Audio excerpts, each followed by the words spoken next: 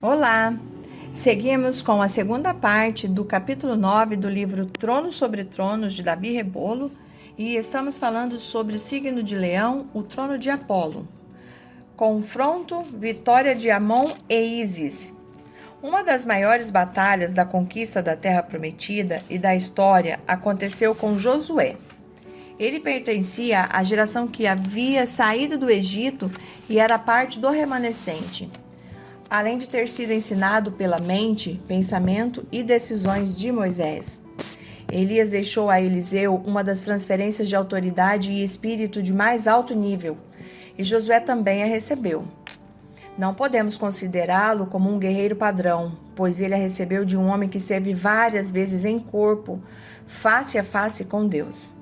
Alguém que o viu em sua manifestação e foi o receptor de uma glória residual de nível extremo, que modificou sua genética e sua maneira de pensar. Moisés, o ungido com fogo para libertar o povo, unge a Josué para possuir a terra. Seu mentor havia compartilhado com ele a experiência em detalhes de como havia sido quando o sol se escurecera, a água se transformara e cada um dos sinais se sucedera no Egito. Agora era o momento de Josué usar isso para a guerra. Ele era experiente em batalhas, já havia sofrido o sabor amargo de uma derrota, e este era o momento de vencer seus inimigos, sem deixar sobreviventes. Ele sabia que uma palavra podia mudar tudo, sabia que aquilo que havia recebido habilitava seu espírito. Ele compreendia que os elementos naturais, as estrelas, os rios e os montes haviam sido tomados por espíritos, deidades que os homens adoravam e chamavam de deuses. Os amorreus, nação forte, eram os antecessores de homens como Hammurabi, os fundadores da Babilônia, cidade esta que haviam conquistado por 2 vezes. Eles eram adoradores de Merodach, o suposto criador de todas as coisas, do sol e da lua. Estes emblemas eram símbolo dos deuses mais poderosos. Josué lançou seu grito de guerra enquanto enfrentava os amorreus, povo que das 3 divindades principais, uma era o sol e a outra a lua. Ele não compreendia como isso aconteceria, mas sabia que precisava de um pouco mais de tempo. Se tão somente o dia durasse algumas horas a mais, ele exterminaria seus inimigos. Gritou então em desespero do centro da batalha. Seu grito não era algo lógico, era de alguém desesperado, que sabia que tinha que terminar algo e não lhe restava tempo. Josué 10, 12 a 13 diz: Então Josué falou ao Senhor no dia em que o Senhor deu os amorreus nas mãos dos filhos de Israel, e disse na presença dos israelitas: Sol, detém-se em Gibeão, e tu, lua, no vale de Ajalon. E o sol se deteve, e a lua parou, até que o povo se vingou dos seus inimigos. Seu grito confundiu o mundo espiritual, e na batalha se deram conta de que o tempo não passava, estava detido. E eles eram hábeis em reconhecer as horas pela altura do sol e a posição da lua. Um decreto pode paralisar ou libertar a natureza. À medida que o sol descia e a lua subia, eles indicavam que o tempo ia passando. Mas dessa vez foi diferente. O tempo não passou. E eles seguiam brigando e avançando, e os astros continuavam imóveis. Os maiores símbolos de poder das tribos das nações estavam sujeitos a uma palavra, um decreto dado por Josué. Todo o poder do sol, Amon, a lua Ísis e o Cronos Tempo estava subjugado. A tríade mais poderosa a governar o planeta agora estava paralisada por um grito de guerra. Cientificamente, como eu explico no livro Dimensões do Espírito, não foi que os astros ficaram detidos, mas sim que o grito de Josué abriu uma esfera dimensional que os envolveu. E eles, nessa dimensão ausente do tempo real cronológico, no qual tudo não passou de um instante, brigaram muitas horas até obter a vitória. Depois, continuou conquistando até subir a cidade de Azor, que significa cidade de Ator, queimando-a. Essa cidade era consagrada a Ator, que é a palavra egípcia que significa morada ou templo de Horus. Josué 11, 13. Algo que ficou claro neste episódio. Deus estava dizendo às nações: O sol e a lua são minha criação, e assim como posso sujeitá-los, também posso dominar sobre os tronos e poderes que os estão habitando. Vitória sobre Horus. Heliópolis, cidade importante por seus templos e suas canteiras, abrigava o templo solar. De suas canteiras saíram para o Baixo e para o Alto Egito os obeliscos que assinalariam os territórios destinados a Horus. Jeremias teve uma compreensão de como esse poder em seus dias estava se expandindo pela terra e entendeu que o maior poder do Egito não eram seus carros, mas sim a sua religião, a qual prevalece até o presente em múltiplas religiões que têm seus fundamentos nos ritos templários do Egito. Deus se encarregaria de passar a espada sobre a terra do Egito e arrancar tudo o que há sobre ela, especialmente os obeliscos e templos do sol. O texto original, que algumas versões tomam, se refere a Heliópolis. Essa cidade talvez careça de importância no mundo moderno, mas os poderes que antigamente a governaram usam os mesmos princípios para dominar as nações. Jeremias 43:12 diz: E lançarei fogo às casas dos deuses do Egito, e queimá-los-ai, e levá-los-á cativos, e vestir-se-á da terra do Egito, como veste o pastor a sua roupa, e sairão dali em paz. Esse é o decreto que temos contra o poder da fecundação da terra dado por Horus. Esse poder foi quebrado e cairá. Há um simbolismo aqui. Seu poder já não terá forças e não poderá designar mais a terra. O olho de Horus foi usado em muitas religiões como símbolo do olho que tudo vê. Mas os tronos não são onipresentes. Eles necessitam de uma rede de servidores para saber o que acontece. Por outro lado, o Eterno está em todo lugar. Ele cega os povos e faz com que os sacerdotes não vejam nada. Vitória sobre Ra. As habilidades desse trono têm relações diretas com a visão, vidência, a palavra, profecia, os ouvidos, a adivinhação, o entendimento, a inteligência. A guerra foi travada e muitos dos profetas, de forma simples, confrontaram a idolatria como se tratasse dos objetos materiais. Passaram por alto pelo fato de que os sacerdotes das religiões do sol não adoravam objetos, mas sim os espíritos que governavam sobre as estátuas, e que esses espíritos têm maneiras de compensá-los, desenvolvendo neles habilidades. Ra, como Apolo, é o padroeiro dos adivinhos evidentes. Vitória sobre Apolo. Já vimos como Apolo Pito é o senhor das pitonisas e dos adivinhos. Isso nos leva a Paulo que, em uma das suas viagens, chega à cidade de Filipos.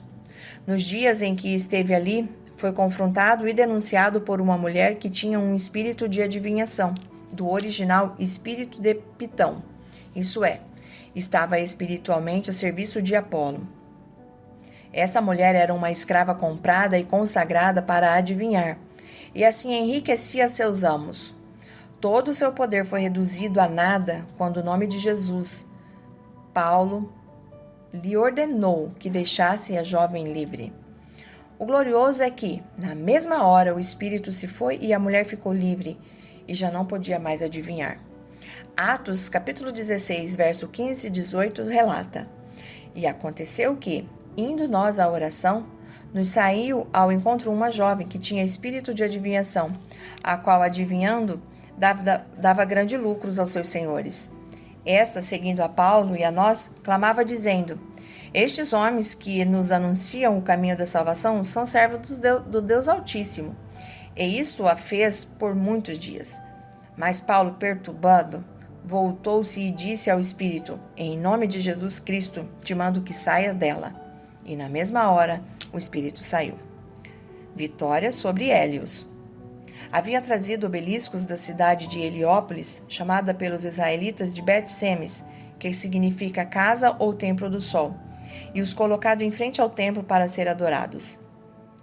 E quebrarás a coluna de Bet-Semes, que está na terra do Egito, e as casas dos deuses do Egito queimará a fogo. Jeremias 43, verso 13. Quando Ezequiel viu isso em frente ao templo, compreendeu que o maior cativeiro do seu povo estava no coração deles. Ezequiel 8:5. Junto à porta do altar, aquela imagem do céu na entrada. A imagem do céu aqui corresponde ao obelisco, um símbolo fálico da sexualidade em honra ao sol. Horus e Osíris, as mesmas que Israel consequentemente estava adorando. Isaías 17, verso 8. Israel tomou muito da cultura idólatra do Egito, chegando a fazer pactos com os faraós, os quais foram condenados. Os carros e os cavalos haviam sido consagrados ao Deus Sol, pois para eles isso representava a continuidade cíclica de seu poderio e esplendor. Assim como o sol a cada dia saía com forças renovadas em seu carro, puxado por cavalos. O rei Josias, em sua reforma, destruiu e queimou tais carros e cavalos. Segundo a Reis 23:11 diz: tirou os cavalos que os reis de Judá tinham consagrado ao sol à entrada da casa do Senhor, perto da câmara do camareiro Natã-Meleque, a qual estava no recinto, e os carros do sol queimaram a fogo. Aos crentes de Éfeso, onde havia um templo consagrado a Diana e Apolo, Paulo entregou uma mensagem com uma chave dizendo, parafraseando: não permitam que a ira leve-os a pecar e que o sol, Apolo, quem vocês conhecem bem, use a ira com base para dominá-los ou estar sobre vocês.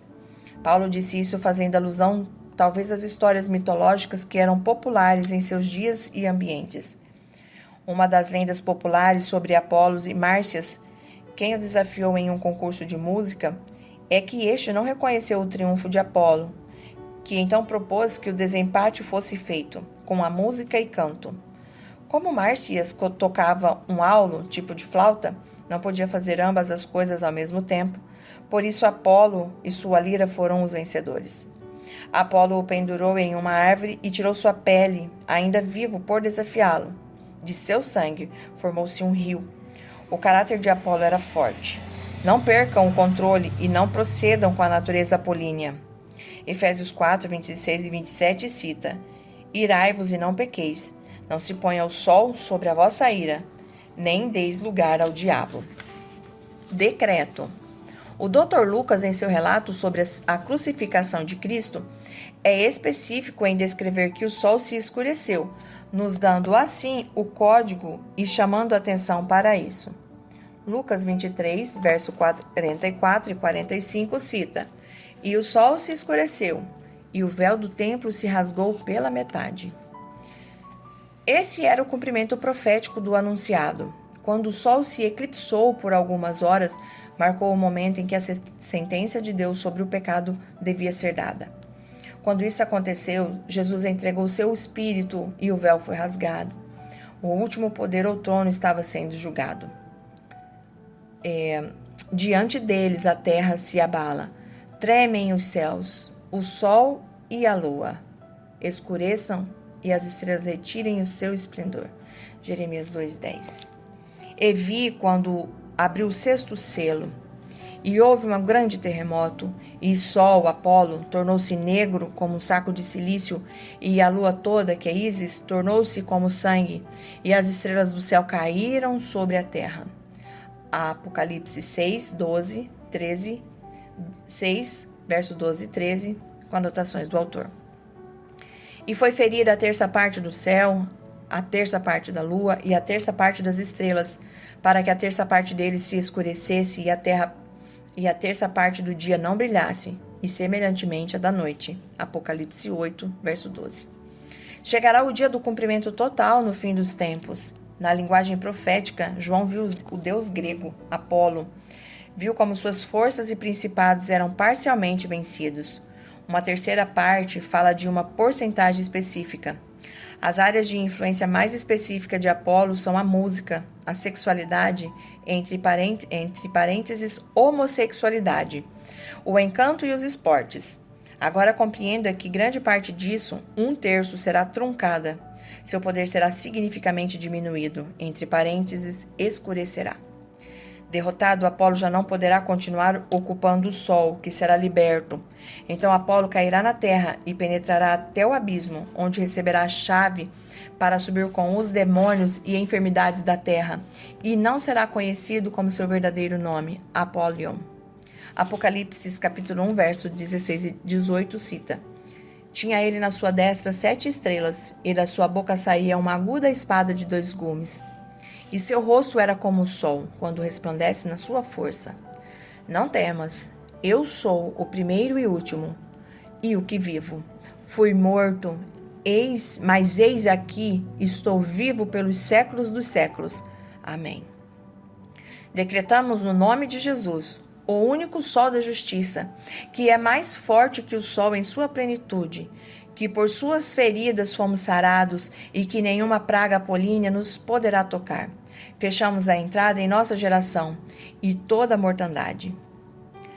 Decretamos que veremos uma geração livre das correntes da sedução pelo sexo e pela música. Elemento da vitória, a chave da vida, Jesus. Muito obrigado pela sua participação. No próximo áudio, falaremos sobre o capítulo 10. Eu te encontro lá. Deus te abençoe.